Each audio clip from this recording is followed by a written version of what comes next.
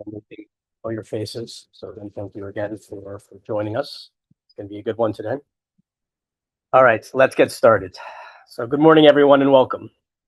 My name is Laurence Kalinsky, Executive Director of the Family Offices for Sustainable Development, a program of public foundation that brings together long-term private capital and multilateral institutions to advance sustainable development initiatives globally. Today's session is part of that effort. We are bringing together the FOSD community, Friends of Public, and the United Nations Office for Outer Space Affairs to explore an issue that is rapidly moving to the center of global development and economic infrastructure. Space is no longer simply a domain of exploration. It is increasingly part of the operating infrastructure that underpins modern society. Satellite systems, telecommunications, navigation, disaster monitoring, environmental observation, biotechnology, food security, weather mapping, sovereign data ecosystems are but a fraction of the verticals we see taking hold in the space economy. And as these capabilities expand, so does the importance of how this domain is governed and how access to it will be structured. And since it is driven by innovation, commercial investment, and geopolitical interest, this growth raises important questions around governance, sustainability, access, and long-term stability. For instance, space technologies are increasingly central to how nations monitor environmental systems and build resilience. Capital markets are rapidly mobilizing around satellite systems, data infrastructure, and orbital services. Multilateral frameworks are essential to ensuring that this domain remains peaceful and accessible. And the data generated from space increasingly underpins how nations understand and protect the natural systems on which the development needs. That is why multilateral institutions play such an important role in shaping this conversation. The United Nations Office for Outer Space Affairs serves as the central platform within the UN system for advancing international cooperation. Among its mandates is ensuring the peaceful uses of outer space and helping ensure that emerging space capabilities remain accessible to all countries, particularly developing nations. In September, during the 80th session of the United Nations General Assembly, Public Foundation and UNOOSA formalized a partnership recognizing the importance of bridging multilateral institutions and private capital in the development of the space economy. Today's discussion is part of that collaboration.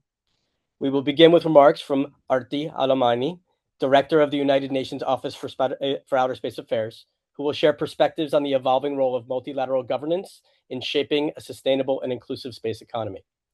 Following her remarks, we will move into a strategic dialogue moderated by Sergio Fernandez de Cordova, Executive Chairman of Public Foundation. Aarti, thank you again for joining us and for your leadership in this space. The floor is yours.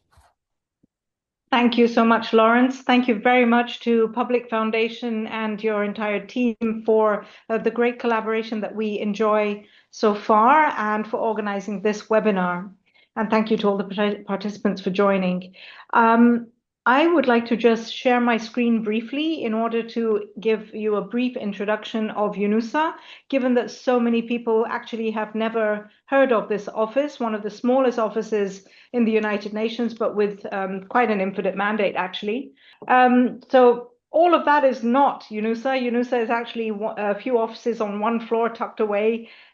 This office was established in 1957, so at the beginning of the world's spacefaring journey, as a tiny expert unit within the UN Secretariat in New York to serve as what was then an ad hoc committee on the peaceful uses of outer space. It was moved to Vienna in 1992.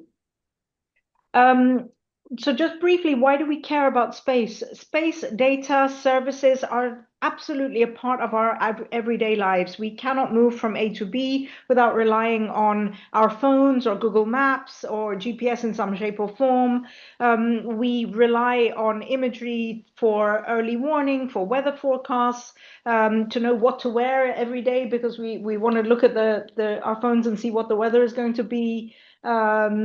And so on, and also for communications, the financial markets, electricity grids, every channel that you've seen on TV, all of these things are thanks to satellite communications and the power of broadcasting, for example. Monitoring climate change. On the left, you can see monitoring the ice caps and how they melt. On the right, you can see an image of a lake which has dried up over the years. And we're able to see this because of having taken pictures from space for the last 6 decades. By comparing year on year from 5 years ago, 10 years ago with what we see today, we can see what has changed, at what pace has it changed, and what are the trends that we are observing. On the left here, you can see what deforestation looks like and what reforestation looks like. We can see this from space. On the right, you can see a farmer which has benefited from precision agriculture, again enabled by satellite. Here we have an image of a couple of girls in a very remote and isolated school in Kenya, connecting to the internet, where for 1 hour a week, they use an online tool called Maths Whiz to do puzzles and exercises in maths. The providers of the system measured that by giving those children access to just 1 hour per week, after 1 year, the learning age had improved by 18 months. Now, how is that connectivity enabled? It's because there's a satellite dish on the roof of each one of those 245 schools. Here you can see a floating hospital. You can see on the roof of it satellite modems and a dish, which are providing connectivity to this floating hospital. This is actually in the wake of the large tsunami that happened in the early 2000s, and this is one of the fjords of Bangladesh. So you have communities, remote coastal communities, who normally have zero access to healthcare and a GP, etc., benefiting from healthcare which is being brought to them through this ship. And these ships, they go around those coastal communities a couple of times a year, so providing some kind of continuity to communities who would otherwise have lived with their ailments and their diseases without ever receiving any treatment. On the right, you have an image of an expectant mother in a remote community in Benin, in Africa. And on the chair, the little laptop type looking white thing is actually a satellite dish, a portable one, smaller than a laptop, which you can put into your backpack and fly in to remote communities to provide diagnostics and so on. Here you have images on the left from the Turkish-Syrian earthquake that struck about 2 years ago. Whenever a disaster strikes, the first thing to go is terrestrial infrastructure. So we rely on both imagery and communications to coordinate, to help first responders and governments align on their priorities and what they're doing, to provide constant feedback, but also to allow individuals like the lady on the right, that's an earthquake in Haiti, to call families to say, hey, I'm alive, I'm here. So that's all very nice, some of the use cases around space, but what has that got to do with the United Nations? What do we do? Why do we care? Well, we care because UNOOSA is the one office in the United Nations which has a mandate entirely dedicated to space matters, both space in outer space, but also space on Earth, like some of the use cases that I've showed you. So, as I said, the office was established first and foremost as a convener, as a secretariat for the Committee on the Peaceful Uses of Outer Space, and therefore we facilitate international cooperation of the member states. Today there's 110 member states who are members of the committee, and that committee is responsible for all things space governance and policy. The entire space economy as we know it today has been enabled by the frameworks that have been put in place by this committee, the secretariat to which is UNOOSA. Secondly and thirdly, we are a gateway and a capacity builder. We are the link between the millions of dollars that have been invested into space technology, satellites, solutions, services, and the needs of member states, especially in the global south. And finally, we help member states and their experts understand how do they leverage satellite imagery and satellite services. We broker and facilitate access to imagery and data, and we provide training to empower states at the local level to leverage space for their national objectives. This is just a snapshot of what the Committee on the Peaceful Uses of Outer Space looks like in Vienna. It convenes 3 times a year. And right now it's working on critical matters like lunar sustainability, space traffic coordination, space debris mitigation, space resources, which means can we mine the moon? Can we mine asteroids? Can we harness those resources, bring them down to Earth and sell them? Can anybody own the moon? Important decisions and questions concerning all things space.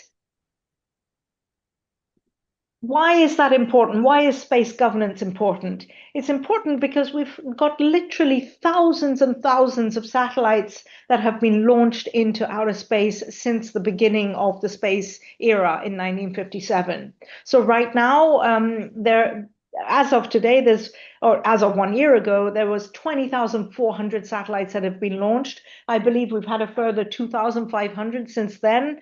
And 92.5% of those are registered with UNOOSA. That's actually a treaty obligation.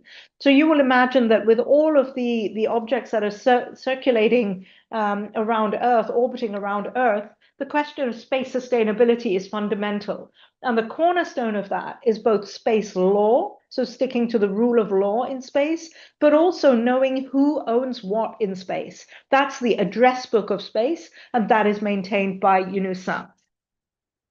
I don't really want to go through too many of these slides, but the reason we care is because with all of those satellites that have been launched, you cannot allow space to be a Wild West. You must have governance, and governance needs to evolve. But also because space helps achieve all of the Sustainable Development Goals. So the Sustainable Development Goals are part of the United Nations 2030 agenda, and UNOOSA is custodian of space for the Sustainable Development Goals. We know that space solutions and services contribute to all 17 of them. We know that 65% of the SDG targets are monitored and supported by satellite, and 50% of those can only be measured and monitored by leveraging space technologies and data. There's literally no other alternative solution for doing that. So I think I'm going to stop there, but suffice to say that our main role is really to ensure that the benefits of space really benefit and reach all member states, and there are so many aspects around that. So with that, I would stop sharing my screen, and I'd be happy to talk to you further. Thank you. Thank you, Aarti. I'd now like to turn it over to Sergio for some opening words and to lead us on the strategic dialogue. Thank you, Laurence. Thank you so much. And thank you, Aarti, for that great presentation. And for the next part of our session, really kind of want to shift into a short dialogue focused on how the global space economy is evolving and how collaboration, the reason why we're all here, can help shape its future. Space is no longer simply a frontier, and UNOOSA is no longer the best kept secret tucked away.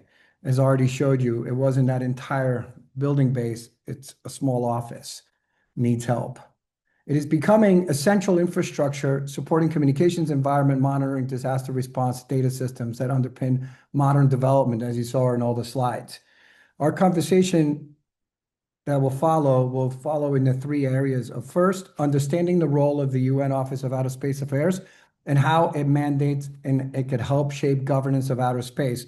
Key words that hopefully you all heard when Aarti was presenting was governance, space law, who owns what, all things space. When you look at economic development to national development. So second, we're going to look at multilateral frameworks and translate from governance into real world implementation and capacity building. And third, how structured collaborations between multilateral institutions, innovation ecosystems, technologies, long-term private capital, and family offices can all help build a shared, sustainable, and secure space economy. Aarti, so with that, let me start with the first question. And I think your presentation was perfect to give a good foundation of where we're going. So for many in the private sector, specifically folks in the family office space, we've been curating and speaking to since September when we had our launch of our partnership, the work of UNOOSA is still not widely understood, as you mentioned. So how would you describe the core mandate of the organization and its role in ensuring that outer space remains a shared and peaceful domain for all nations, but how that applies to our private sector audience? Thank you. Yeah, absolutely. I think that the office is more relevant today than it has ever been before. And I think one of the main challenges we have is that making sure that the United Nations headquarters in New York, because we're not in New York, that they understand that, but more importantly, that member states and a broader ecosystem really understand that. The reason is we see inequalities around the world really increasing. We see so much attention on defense, especially in today's world, and attention shifting away from the development agenda. And it is fundamental for us to maintain the peaceful uses of outer space. That is why we were established. So space security is often an area where most people's minds go to because they hear about potential nuclear weapons in space or conflict in space or the race to space. So the idea of security comes up. Space security is dealt with in Geneva. In Vienna, we're responsible for safety and sustainability, and both of those go to maintaining peace. It is relevant for the private sector in particular because space is evolving so fast. When we look at the activities of what's happening, so many companies sending either private commercially owned space stations into space or private missions to the moon, or even commercial companies carrying our astronauts now to the International Space Station and potentially private space stations as well. The public sector, governments cannot exercise and conduct space governance without engaging with the private sector. How can they be informed of those developments and their relevance to them? And equally, we need to inform the private sector of why the UN is relevant. They also don't know that.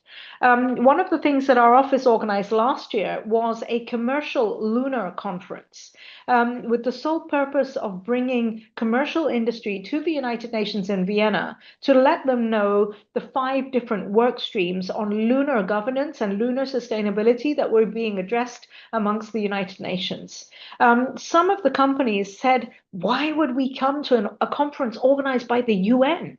In complete disbelief that the UN would ever have any relevance to what they're doing.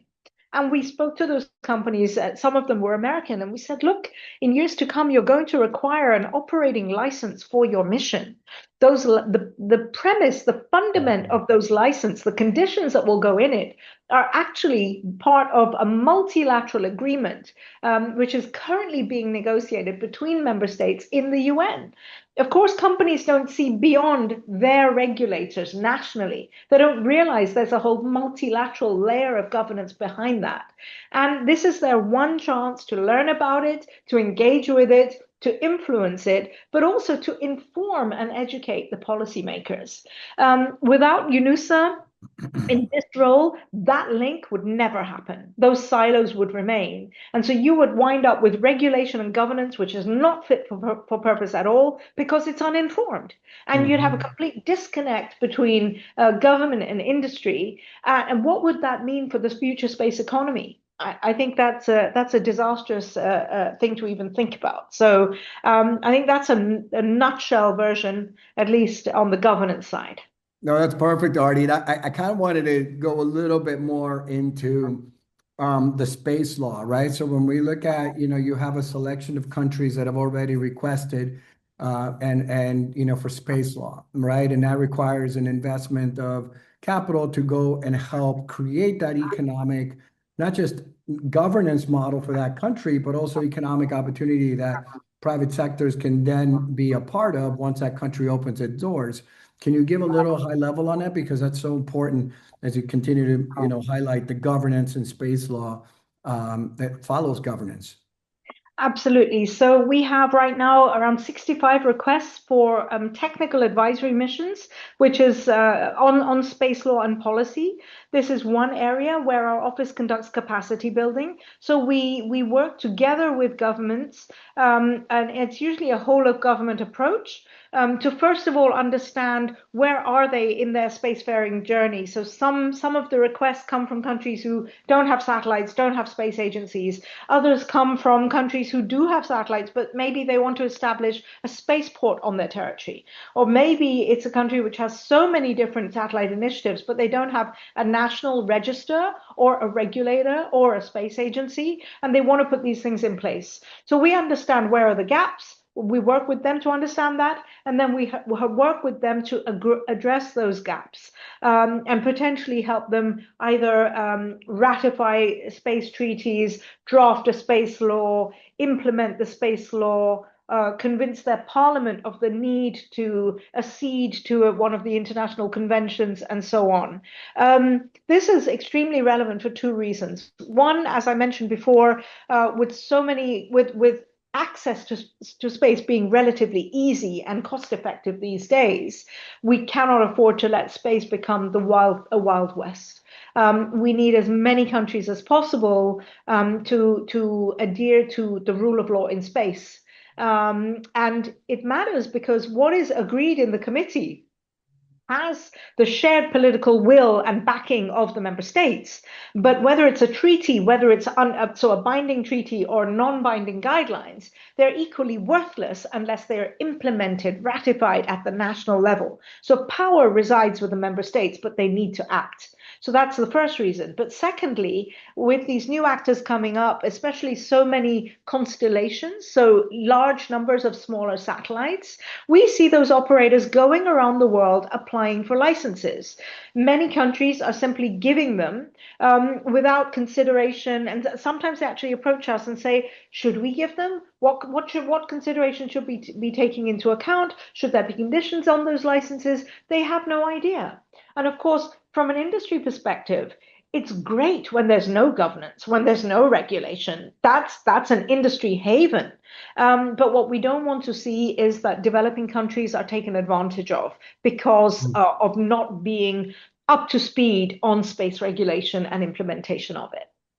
Well, I think thank you for that, Aarti. And I think to kind of drive into the conversation as it relates to the governance, right? I think most organizations, especially those that are investing in hundreds of millions and billions of dollars, want the regulations. And I think that this is where, there's a huge opportunity to bridge these innovators and people that are looking at the future and that are scaling the future, as we've seen in America over the last 10 years on a private sector space element, and then how that space law can really apply to protect value, because investors want to invest in something that has governance, has regulations, and is protected, right? So at the end of the day, I think that there is a similar path.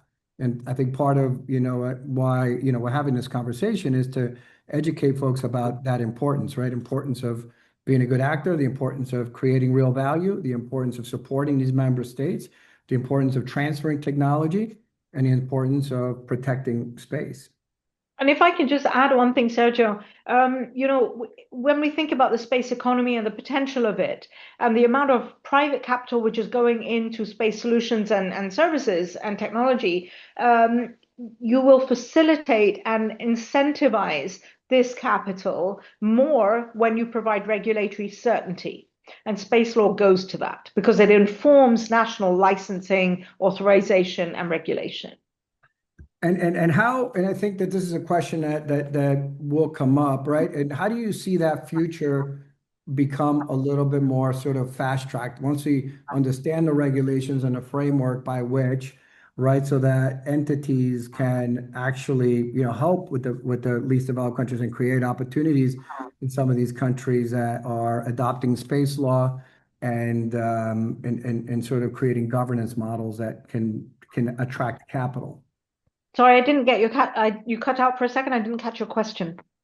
No, so the question is where do you see, let me simplify it. Where do you see the call it the next 10 years on private sector and, folks that are in the space being able to access, these, be able to apply for the permits, be able to move their technologies, and actually also have an understanding of, hey, in Ecuador, there's a huge opportunity. right? Because as we look at where the future's going, private sector innovation has to play a role. Where do you see that bridge getting closer and that gap, sort of, driving through one highway rather than two? So we actually have a project that we're trying to get off the ground now on space economy, because we've been working with Brazil to support them in evolving and developing their national space ecosystem. But we see more broadly that there are so many countries who want to stimulate their space economy, get it off the ground, and become spacefaring nations. Whether it's in terms of having assets in space, or whether it's in terms of really leveraging the services and the imagery and the data for their national objectives. But where we see the opportunity is really, or the need right now, is to break down the silos. There's too much happening in space and too little understanding of it in concrete terms. There are a few big things like SpaceX and Starlink, or Amazon, or space tourism, or space debris and junk, which capture the imaginations of the public at large, and including of policymakers. And that's not what it's about. It's about, how do we improve the lives of our citizens? How do we trigger STEM education? How do we advance high quality jobs and possibilities for our citizens nationally? How do we support farmers? How do we bring healthcare to all, education for all? This is what it's really about. But those kind of things don't take front center stage. So this is where we really need to do targeted awareness raising, capacity building, bringing the providers of these solutions, having them explain how do they work, what do they cost, how can you aggregate demand, because there are markets. If you think of agriculture, if you think of water management, education for all, healthcare for all, from a commercial perspective, these are mass markets. But at the same time, for us as the United Nations, this is about sustainable development, which means this is not about corporate profits. It's about making access and affordability to these solutions really meaningful and accessible for all. So that's where you need to take that mass market, aggregate demand as best you can to drive prices down, to drive access possibilities further. So I want to go right into that, and thank you for that, because I love where you took us. And when we look at scaling right now, everyone I talk to in the family office space specifically, or big institutional investors, they talk about space is $100 trillion economy, right? But nobody could draw a straight line to how we actually get there outside of buy more products from XYZ company. Now, when we look at the work that you're doing, and again, I go back to the space law, right? One thing is governance and law. The other thing is capacity building, which you brought up, right? Because if we're not educating our young leaders, whether in Brazil, Ecuador, Zambia, or Tonga, that they too could be part of a spacefaring nation and a program, we're failing at the work that we're all doing when we look at sustainable, development, economic development, because all those people could have, as you mentioned, a real job that actually is, forging the future ahead, and they could be doing it from a small island.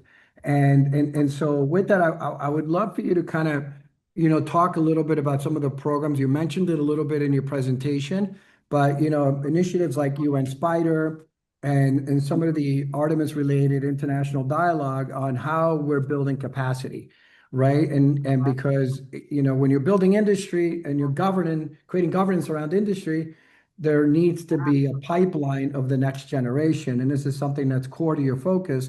But I'd love for you to educate folks a little bit on that, because it's such an important piece to everything we're talking about. Because without it, we're not going to be able to get there. Sure. So capacity building happens in so many different levels. Before I get into Spider and the SDGs, let me just talk about yesterday. I landed back from the Philippines, having conducted a 3-day workshop and seminar for the ASEAN member states on space traffic coordination. So we cannot control the number of satellites that are being launched into space right now, but what we can control is how we make sure that the operators speak to each other, communicate, and coordinate in order to avoid collisions. This is fundamental because if we have collisions in space, number one, this can so quickly and easily escalate into political conflict. And number two, it jeopardizes our ability to rely on space services and solutions in years to come, and also the possibility for future generations. So we ran a tabletop exercise where we gave policymakers roles on: you are a satellite operator, you're relying on 3 satellites for your farmers, for precision farming, for agriculture and monitoring monitoring crops and yields and so on. But you've just received a conjunction, so a collision warning with a satellite of somebody else, right? What information do you need? Are you going to move out of the way? Is your satellite even maneuverable? How can you do? Right? So this is one aspect of capacity building, which I think is really not imaginable for people. They know that there's lots of objects. They know collision risk is a thing, and debris is a thing. But how you actually educate the decision makers who come to Vienna in the committee is fundamental. So one of the things that we're trying to do in the coming year is take those sorts of role play simulation exercises out to the different regions, to African member states, more broadly across the SIDS and the Pacific Islands, to Latin America, and so on. So you asked about capacity building. That's one which I think is really not obvious. Something which is far more obvious is building resilience. I think we're all really aware of the number of natural disasters and severe weather events which are increasing year on year on all continents, and even in the most unlikely places. So every year in the middle of Europe, we have flooding. We even have hurricanes. Obviously not as bad as in the Caribbean or in Pacific Islands and so on, but still. So we have a program called UN Spider, that's space-based information for disaster and emergency response.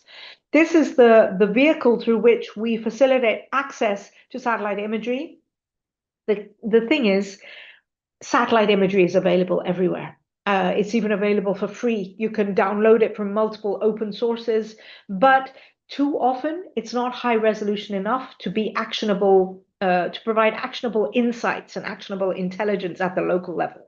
If I want to know how do I do urban planning in the future, how many millimeters is sea level rise going to affect me?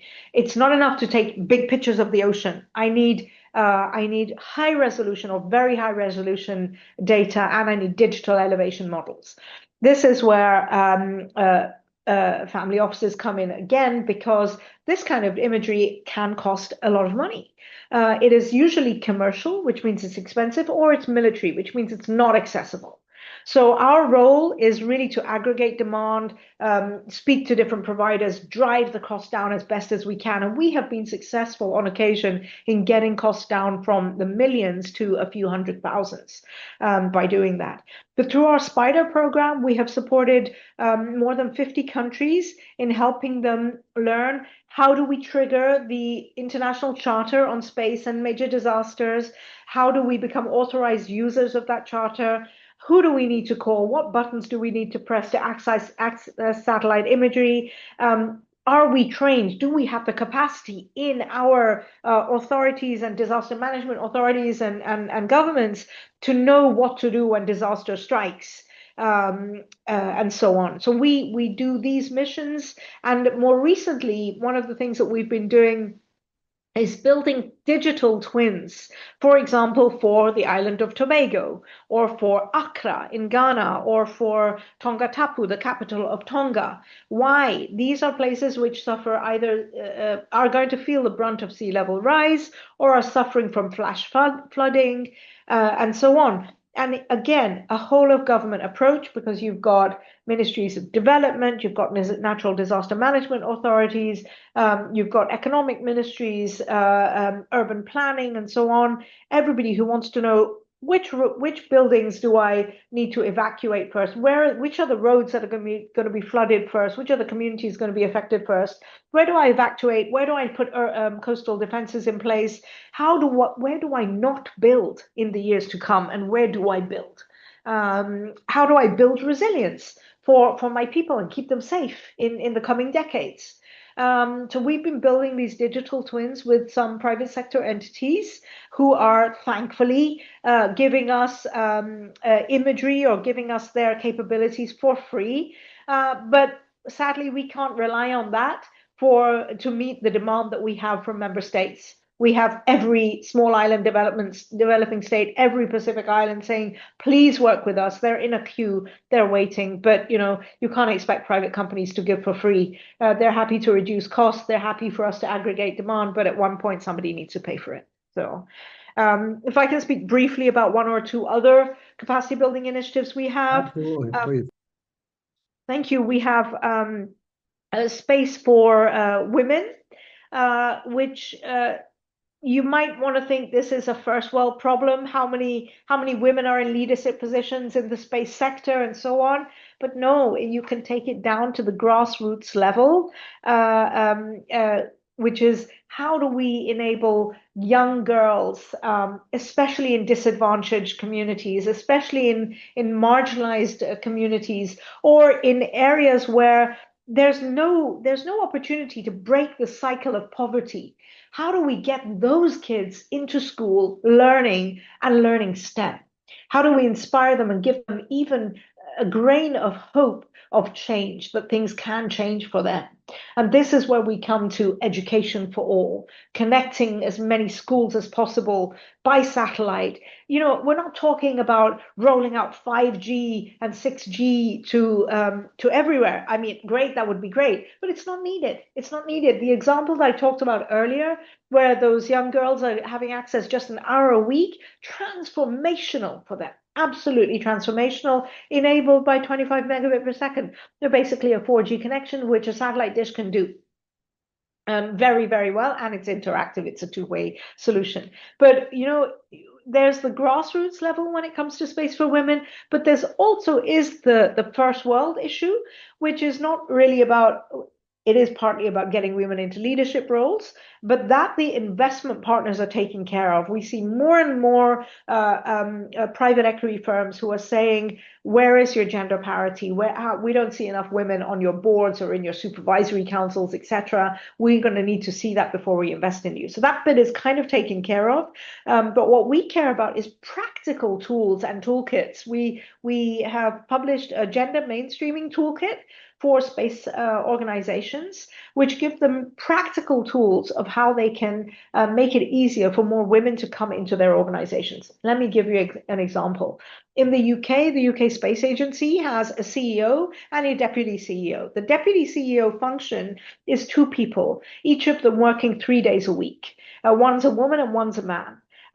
This kind of practical approach makes it easier for women to balance motherhood and their private lives, and not just women and men, to balance their private and parenting responsibilities with a professional career. Yeah. And there are things which are not, these are ideas which are implemented here and there, but are not widely known. So our toolkit is designed to support. Actually, it's designed for space organizations, but could apply to any of them. How do we make it easier to facilitate this? And we've seen the results. We know that diversity leads to greater productivity for private entities, but also better decision making overall for private and public organizations. So I hope that gives you a snapshot of the kind of work we do in capacity building. Well, thank you, Aarti. And I want to ask one more question. And, really focusing on now the third part of our conversation, we covered, understanding the role, right, from governance to implementation and education, and now coming to enabling engagement and collaboration.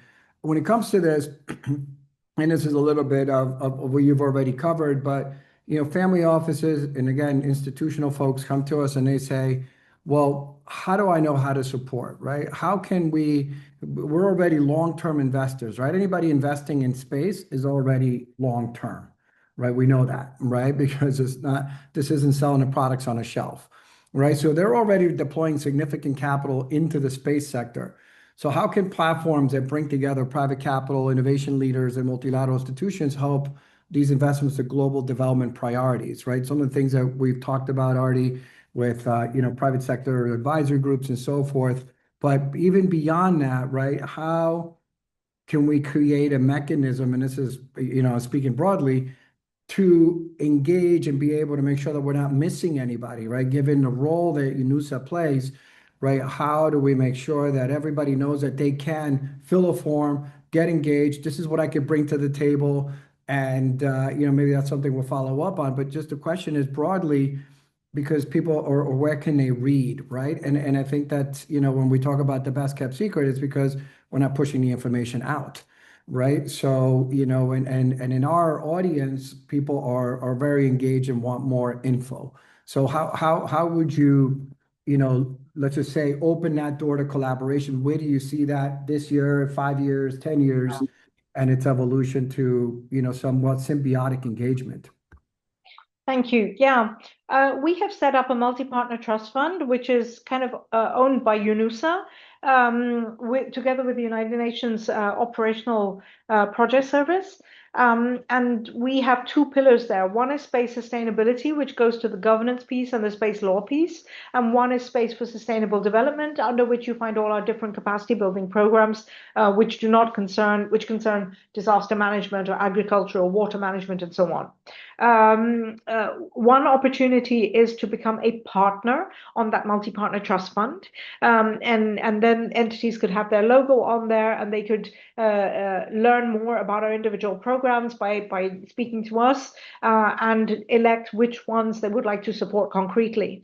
What I think our biggest strength is really being smart in identifying the gaps. The gap is not just money. The gap is the fact that capital investors and industry want to invest in new missions and new satellites, in infrastructure. Infrastructure alone is not going to feed people or prevent deforestation or help farmers on the ground or educate kids. Where we see the gap is people who are willing to invest in, for example, Earth observation as a service. So applications and services and capacity building, teaching people, this is how you do it, this is how you use it. The number of questions we get from member states, even space experts in member states, we know that this satellite is up there, we know that this exists, we know it should be good for these challenges that we have. Who do we call? Where do we go? Yeah. So this gap between the demand and the supply is fundamental. That gap is addressed through UNOOSA. That gap is addressed through all the programs and projects that I have discussed. I think we would be very open to having some kind of an advisory group, and perhaps we could work together with public to look at that, because I come from the private sector. I'm not sure that any of my colleagues in UNOOSA actually do.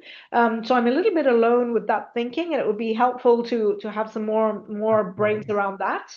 But we would love to work with different partners depending on where their interests and their priorities lie. Sometimes we speak to high net worth individuals who care particularly about a specific region because of their family heritage, or a country because of where they come from, or a specific issue because it's always been their dream, but they themselves never had the opportunity, but they want to make sure that others have those opportunities that they never had. So, there are so many different motivations that can bring and incentivize people to come to the table. We really don't mind what your motivation is, as long as we can find alignment on an area where you would like to support. No, that's great, and thank you for that, because it's exactly as you said. It's finding alignment, and the aligned purpose is everything, and that's everything that us as a foundation focus on. with stakeholders. So, we're excited and thank you for those notes. I want to quickly shift to just a couple of, just grabbing a question from the chat box. I think it'd be great, and I think this is a really good one. Given that the foundational governance framework for space still largely rests on the 1967 Outer Space Treaty, how does the UN Office for Outer Space Affairs envision evolving global governance so that it keeps pace with the rapid expansion of commercial space activity, emerging technologies, and a growing number of new spacefaring nations? You kind of touched on this before, but I just want to make sure that that I ask this question specifically. Sure. So the way that we do this is really by creating opportunities for private sector to get involved, to come and talk about what they're doing. As I said, we cannot have governance in a vacuum. It needs to be informed. And, the decision making takes place here in Vienna. We see countless space events, space sustainability events, and initiatives happening all around the world. And they all seek to address the burning topics of our time, whether it's climate change, access to satellite imagery, or space sustainability and space traffic management. But they happen everywhere around the world. The decision makers are in Vienna. So what UNOOSA is doing is organizing a lot more events, workshops, seminars here in Vienna, because this is where the decision makers are. And if you will, imagine the diplomats who come to Vienna. They're in charge of, they interface with the United Nations in Vienna, which is at least 10 different organizations, but the prime ones being the Office of Drugs and Crime, Nuclear, Industrial Development, and then Space. So a diplomat which has to address all of these is going to have, only a pocket of capacity to understand and appreciate what space is about. So we really try to make it as easy as possible for them. And the easiest way for us to do that is to bring the private sector here. That's a job in itself, because again, why would we go to the United Nations? We're the private sector, So Well, that's quite our goal is to organize all of that, Yeah. as we made that commitment to you, is to help organize those leaders that are leading in the future of development. But thank you for that. And I want to ask one more, and I know we're almost running up on time. And last one, which is actually also very relevant.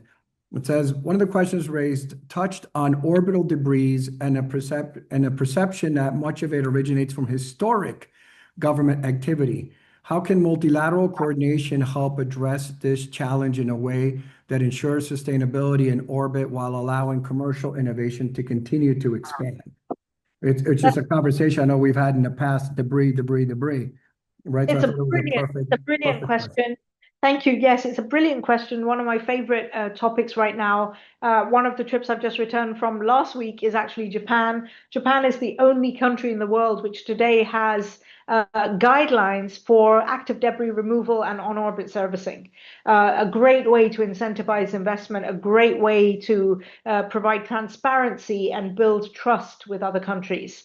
But we don't have this at multilateral level. So what we do have is the Space Debris Mitigation Guidelines, which discuss how do we prevent the creation of new debris. But what we are lacking, and this is absolutely COPUOS's mandate, is the removal of debris and on-orbit servicing. So refueling spacecraft, extending their life, and so on. And for this, through governance, we want to show that on-orbit servicing and active debris removal, these are what we call rendezvous and proximity operations. So going close to another object, observing them, interacting with them, either to refuel or to capture and bring down for burn up in the atmosphere. We want to make sure that this is globally recognized as a legitimate activity. And the best way to do that is to have global guidelines. The committee has some almost 20 years ago now looked at previous guidelines that existed amongst a small group of nations and thought, actually those need to be global. So they've taken an existing product, they haven't reinvented the wheel, they've tweaked the product and they've reissued it as a global set of guidelines. One of the conversations I was having excuse me, with Japan was to try to encourage them to become a champion for their guidelines to become the basis of global guidelines in the committee. So in the coming months, we're hopefully going to be seeing Japan, potentially New Zealand, the UK, France, and other countries who have an interest in this really pushing that. In fact, again, we came down to how do we help delegates, COPUOS delegates, understand that this is a priority.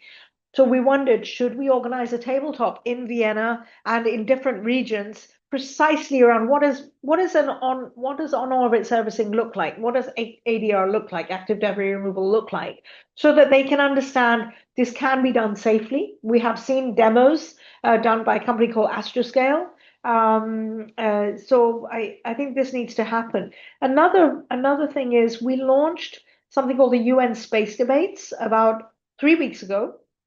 And one of the debates was this House believes, so Oxford Union style debate, this House believes that a sustainable market for active debris removal can only be created with new guidelines from COPUOS. And here we brought private sector actors to argue in favor and against. But some of the questions that came up were, do we need to remove the legacy publicly owned debris? What is the real problem? Is it that? Is it the tiny millimeter-sized pieces of debris, which can, a small 5 millimeter-sized piece of debris can end the life of an active satellite, which is critical for early warning or something like that, right? Or should it be all of these small but smaller size satellites, but larger constellations of satellites that are going up? So we've agreed that we're going to foster more dialogue and more conversations and events around these issues, because it's all down to understanding the issue, because how can you govern it unless you properly understand all the different components of it? So there's definitely a role to play from the committee and the multilateral process. There's a call to action by heads of state on the committee in the form of the Pact for the Future, which was adopted by the UN General Assembly in September 2024. And this is work in progress. This is great. This is phenomenal. Thank you. Love your excitement on the topic, and more to come as folks were asking this question, and really appreciate your words, Aarti. This conversation makes it clear again, right, that space is no longer a distant domain.